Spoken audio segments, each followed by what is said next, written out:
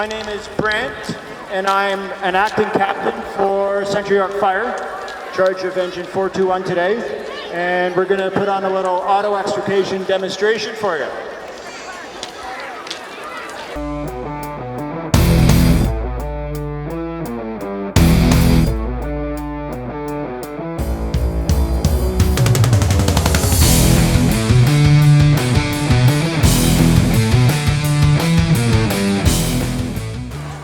Captain Corey, he has the red helmet.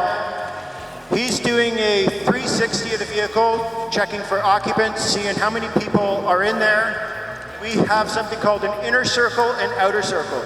Inner circle is the vehicle itself. Outer circle is the area surrounding the vehicle.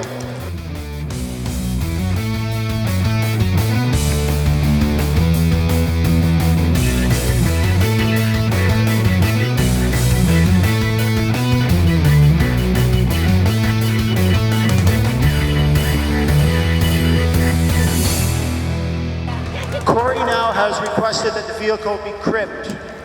Cribbing means that we have various forms of 2x4s and 4x4s on all our vehicles.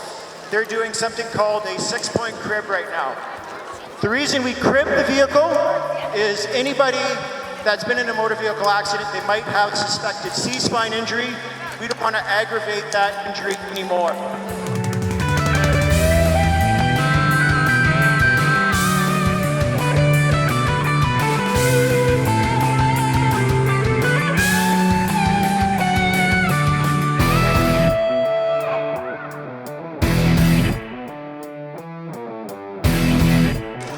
We have a cutter, spreader, and a ram on this truck, which does most of everything that we need to get the car with access to the patient as we need it.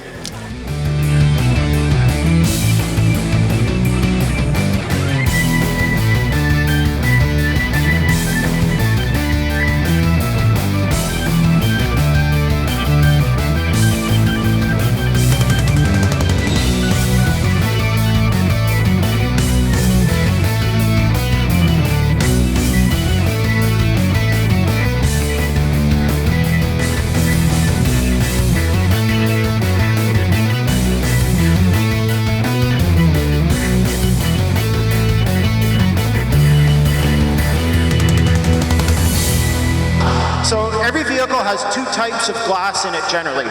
It is tempered and laminated. So laminated glass means it's two panes of glass, and in between it's for any other better words, it's plastic.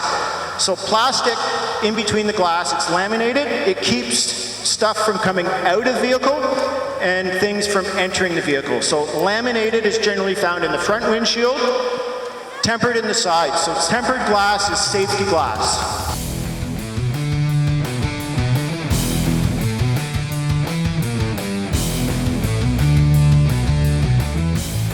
As the firefighters are getting ready, they have something called a spreader and a cutter in their hands. So the spreader does three functions. It'll spread, obviously, it's called a spreader. If you open it all the way and close it, it crushes.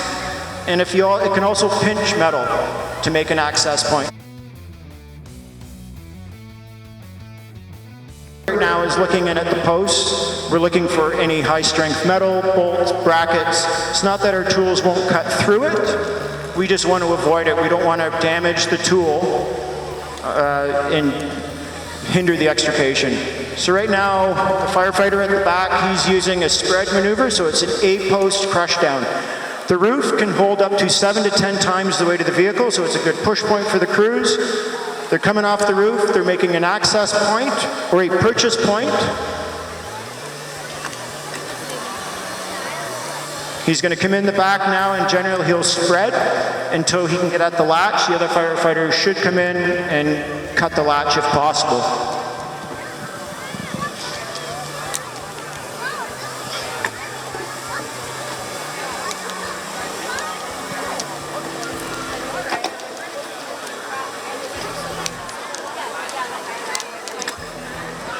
These e-tools are a big thing for us.